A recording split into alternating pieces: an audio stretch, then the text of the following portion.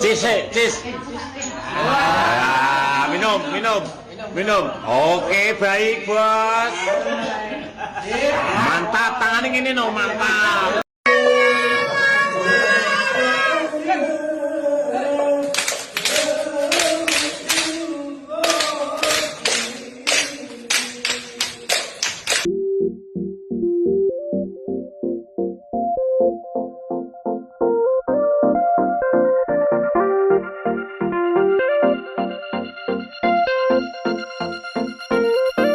Itu alat menjadi orang Islam itu bukan Quran, bukan syariat, bukan fikih, bukan kitab, bukan hadis. Alat utama akalmu, pikiranmu.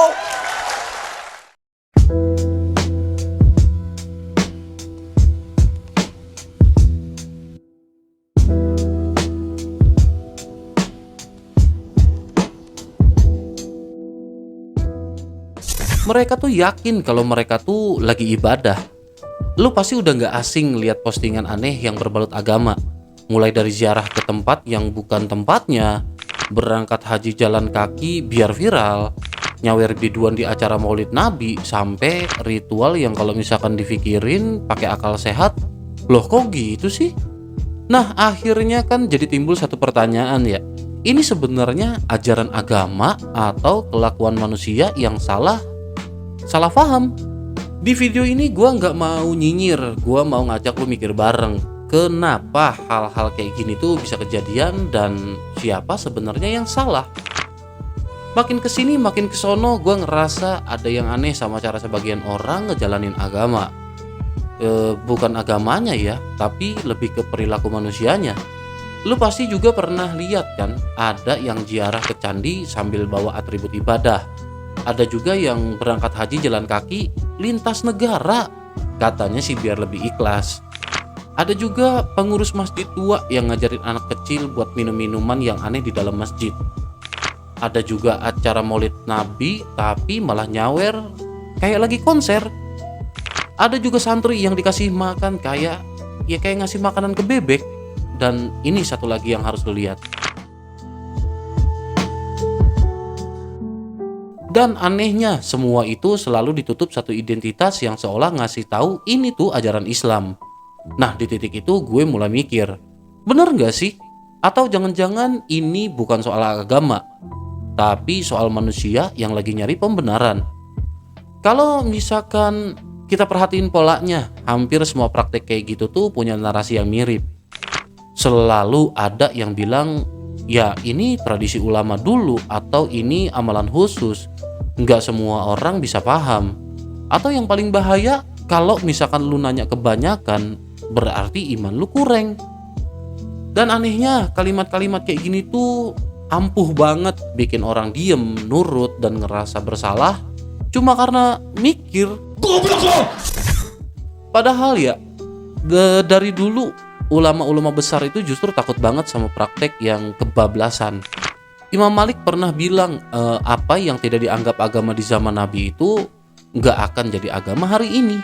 Artinya apa? Artinya semua yang dikasih label Islam itu ya belum otomatis benar. Tapi di zaman sekarang label agama itu sering dipakai ya kayak tameng. Begitu dikritik langsung dianggap musuh iman, musuh agama. Yang lebih serem lagi banyak praktek yang kayak gini tuh berdiri nggak di atas Al-Quran atau hadis yang jelas.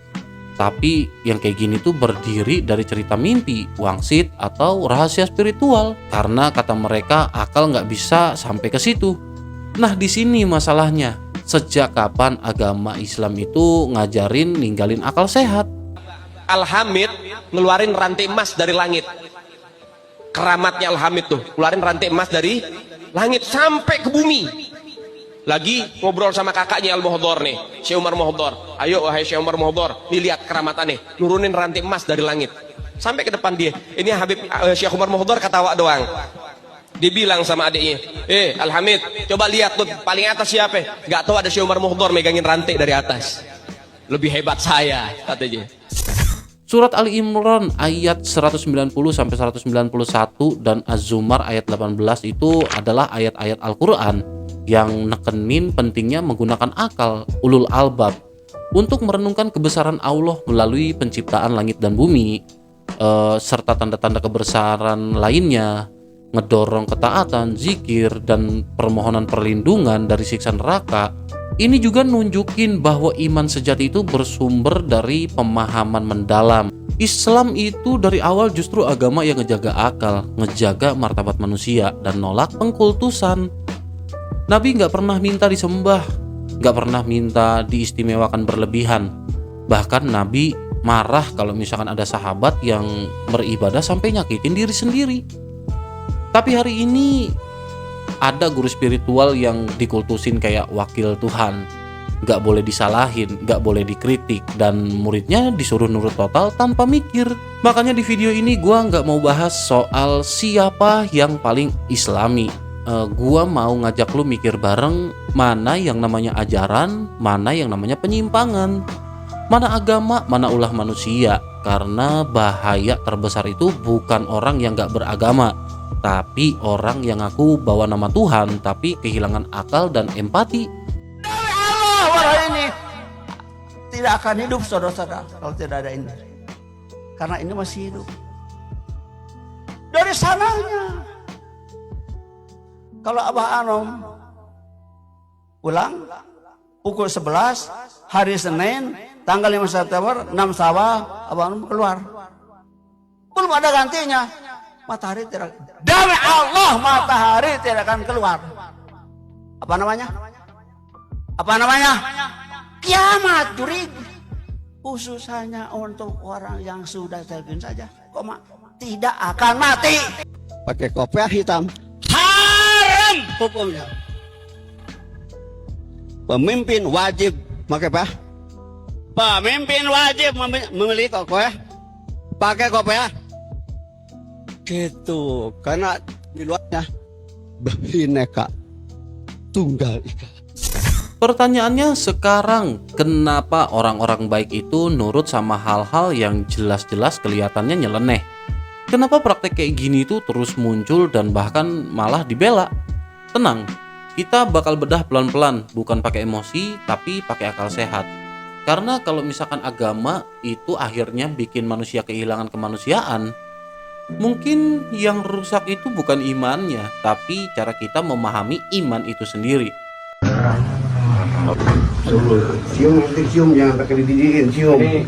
Mahal kolwahnya beliau. Cium, jangan sujud. Ini mahal kolwahnya ibadahnya beliau. Pernah dibilang katanya Istama ajami itu aulia asli fi hadal. Seluruh aulia di zaman beliau mulai sini. Insyaallah. Jadi supaya kalau rokaten bisa karya. Bisa dicoba.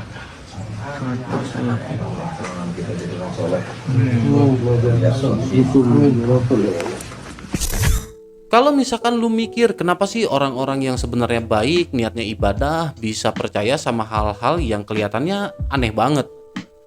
Jawabannya tuh bukan karena mereka bodoh, tapi justru karena mereka tuh sebenarnya lagi takut. Mereka tuh takut miskin, takut sakit, takut hidupnya berantakan, ya takut masuk neraka deh. Dan pas manusia lagi takut, otak rasionalnya itu mundur, yang jalannya itu insting bertahan buat hidup. Di titik itu yang penting bukan lagi ini bener apa enggak, tapi ini bikin gua aman atau enggak. Nah, dari perasaan takut itu muncul yang namanya harapan palsu.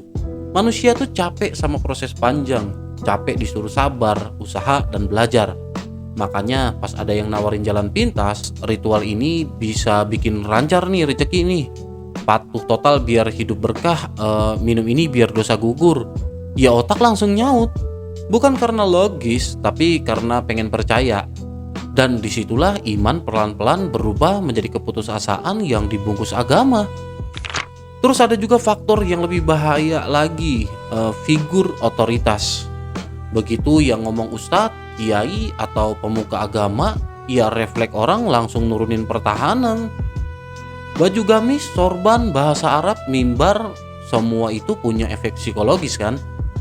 Otak kita tuh otomatis mikir, dia pasti lebih tahu dari gue. Inilah yang disebut akhirnya authority bias. Sampai juga akhirnya muncul kalimat-kalimat kayak kalau guru dirasa salah justru salah pemikiran kita. Atau ada juga yang bilang akal itu sumber kesesatan. Di titik ini iman gak lagi soal keyakinan tapi soal kepatuhan buta. Kalau itu dibiarin, pelan-pelan ya kebentuk yang namanya perilaku sekte. Pemimpinnya gak boleh dikritik. Yang beda pendapat dianggap sesat. Dunia dibagi dua, jadi istilahnya dia yang kafir, gua yang suci. Mereka yang salah, gua yang bener. Murid nurutin apapun, bahkan kalaupun disakitin atau sampai dilecehin. Kamu kera-kera bersorban, kau yang kamu ustadz jahanam, lu yang kamu kiai bangsa, kau yang kurang ajar, kurang ajar, otaknya jadi teriak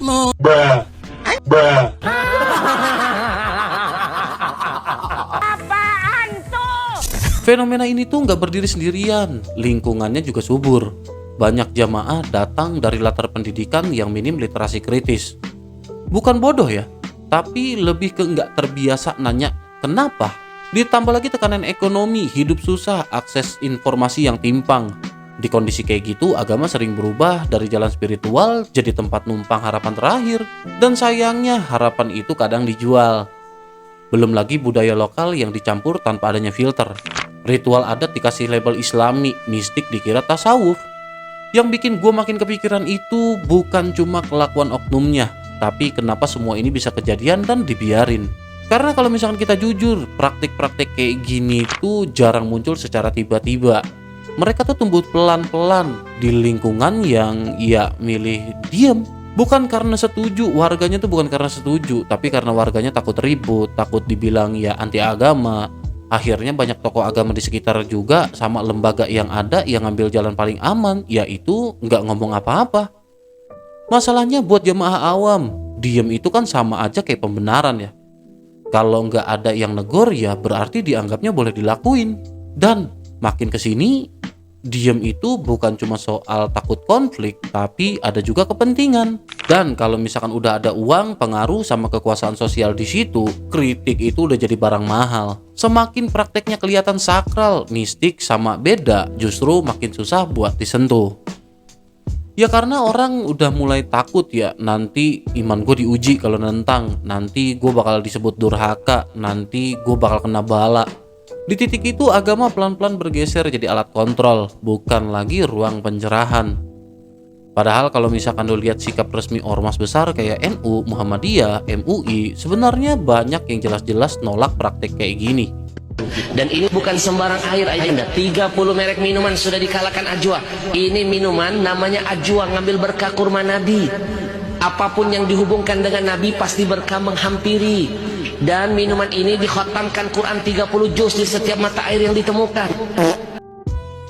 Yang paling nyesek lagi tuh dari semua cerita ini tuh sebenarnya bukan ritual anehnya doang, bukan cuman viralnya, bukan juga soal debat halal haramnya. Yang paling nyesek itu manusianya, orang-orang biasa, anak kecil, ibu-ibu, bapak-bapak. Mereka tuh nggak bangun dengan buat nyari kesesatan kan. Mereka cuma pengen hidup tenang, imannya benar, keluarganya ya selamat. Bayangin lu masih kecil nih, lu belum ngerti apa-apa. Tiba-tiba lu diajarin agama tapi caranya lewat ketakutan. Yang takut dosa lah, takut neraka lah, takut sama ustadz. Terus lu disuruh nurut dan gak boleh nanya. Kalau misalkan lu nanya, endingnya lu dibilangnya iman lu ya kurang. Lama-lama lu kan akhirnya gak tahu ya yang mana yang namanya agama, yang mana yang namanya trauma. Dan pas gede, ada di antara lu mungkin yang jadi keras, ada juga yang malah ninggalin semua ajaran yang udah dikasih. Bukan karena benci Tuhan, tapi karena capek sama pengalaman masa kecilnya. Terus ada juga jamaah awam, orang-orang baik yang hidupnya tuh ya pas-pasan, yang datang ke pengajian buat cari pegangan. Ya mereka intinya percayalah. Karena yang ngomong pakai sorban, karena ya pakai ayat-ayat suci, pakai nama Tuhan. Mereka lanjut disuruh sedekah, disuruh ikhlas, disuruh yakin. Dan mereka nurut, bukan karena bodoh, tapi karena takut salah. Ya takut salah jalan ke akhirat. Makanya masalahnya tuh bukan sekedar ritual nyeleneh. Masalahnya tuh ya saat iman dipisahin dari akal sehat, Saat orang baik dipaksa milih antara nurut atau dicap sesat. Dan ironisnya, semua ini tuh sering dibela atas nama agama, padahal yang hancur justru manusianya. Ini bukan cerita tentang Islam, ini tuh cerita tentang manusianya. Ya, manusia yang niatnya baik tapi masuk ke sistem yang salah. Mereka masuk dengan harapan tetapi akhirnya tuh keluar dengan luka. Ulama-ulama moderat juga sering ngingetin satu hal yang simple tapi sering dilupain. Agama itu datang buat memuliakan manusia, bukan buat merendahkan. Jadi kalau misalkan ada praktek yang bikin orang diperlakuin kayak benda, kayak binatang, atau disuruh nurut tanpa mikir, ya itu udah lampu merah. Limited edition ini. Muka-muka impor. Kalau lo kan muka lokal. Hidung pesek, pipi tembem. Mata belok. Persis kayak celengan Semar. Dari sisi psikologis juga sebenarnya hal ini menarik. Psikolog bilang kalau orang yang ikut praktek-praktek ekstrim itu seringnya bukan orang bodoh tapi orang yang lagi rapuh. Hidup susah, ekonomi mepet, masa depan gelap. Di kondisi kayak gitu, otak manusia itu suka nyari yang namanya pegangan cepet. Datanglah figur agama yang kelihatannya yakin, tegas, dan sosokan punya jawaban langit. Otak kita akhirnya kena yang namanya authority bias. Pokoknya kalau yang ngomong ustadz, dianggapnya pasti benar. Akal sehat pelan-pelan ditaruh di gerobak sono. Nah, sosiolog juga ngelihat hal ini tuh sebenarnya lebih gede lagi. Ini bukan cuma soal iman personal, tapi soal kekuasaan. Di dalam masyarakat yang pendidikannya timpang dan jarang diskusi kritis, figur agama itu bisa punya peran kuasa yang luar biasa gede. Kata Max Weber, ini tuh namanya charismatic authority. Omongan tokoh tuh bisa ngalahin hukum, ngalahin logika, bahkan ngalahin nurani. Dan parahnya lingkungan sekitar sering milih diam karena takut dibilang durhaka. Akademisi studi agama juga ngasih penegasan yang penting banget. Kita tuh harus ngebedain ajaran agama, tafsir ulama, dan praktik masyarakat. Cuman yang jadi masalahnya di lapangan, ketiga hal ini itu sering dicampur. Praktek yang jelas-jelas hasil budaya, kepentingan, atau kebodohan diklaim sebagai ajaran agama. Begitu dikritik langsung bawa-bawa Tuhan. Padahal Tuhan sendiri ya nggak pernah minta dibela pakai kebodohan. Jadi kalau misalkan lu nanya kenapa praktek agama itu bisa menjadi semakin nyeleneh dan aneh, jawabannya bukan karena Islam udah rusak, tapi karena literasi rendah, kultus tokoh, sistem pengawasan lemah. Agama tuh istilahnya jadi korban orang-orang yang nggak bertanggung jawab. Dan yang paling kena dampaknya ya orang-orang kecil, anak-anak, jamaah awam yang sebenarnya hidupnya cuma pengen tenang. Makanya semua ahli dari ulama sampai ilmuwan itu ya satu suara lah. Solusi itu nggak bisa cuma dengan marah-marah. Yang dibutuhin itu ya pendidikan agama yang ngajarin akal, ngajarin etika dan tujuan. Bukan cuma nyuruh nurut. Kita tuh perlu berani bilang ini tuh salah tanpa takut dicap kurang iman. Karena iman yang sehat itu bukan iman yang bisu, tapi iman yang berani buat mikir. Dan mungkin kalimat ini yang paling pas buat nutup pembahasan kita. Kalau suatu hari agama kelihatan kejam atau aneh, coba deh cek lagi. Bisa jadi bukan Tuhannya yang salah, tapi manusianya yang ngerasa paling dekat sama Tuhan. Makanya tadi malam saya jam 2 habis sholat khusus. Saya berdialog dengan seluruh malaikat. Turunlah malaikat yang megang trompet itu malaikat siapa? Malaikat siapa? Coba saya pengen dengar malaikat siapa? Israfil. Israfil. Subhanallah. Jadi kalau misalkan kita tarik garis panjang dari semua pembahasan ini, satu hal jadi jelas.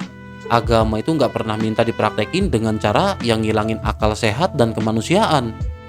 Yang sering bikin rusak itu bukan ajarannya, tapi cara sebagian manusia ngebawainnya. Ketika agama dijadiin tameng buat nutup kritik, dijadiin alat buat ngontrol orang lain, atau dijadiin tontonan biar viral, di situ semuanya ya mulai melenceng lah. Dan mungkin yang paling berat buat diterima, orang baik juga bisa ngelakuin hal yang salah kalau dia berhenti mikir dan cuma disuruh buat patuh. Di titik itu iman berubah jadi alat, bukan lagi nilai.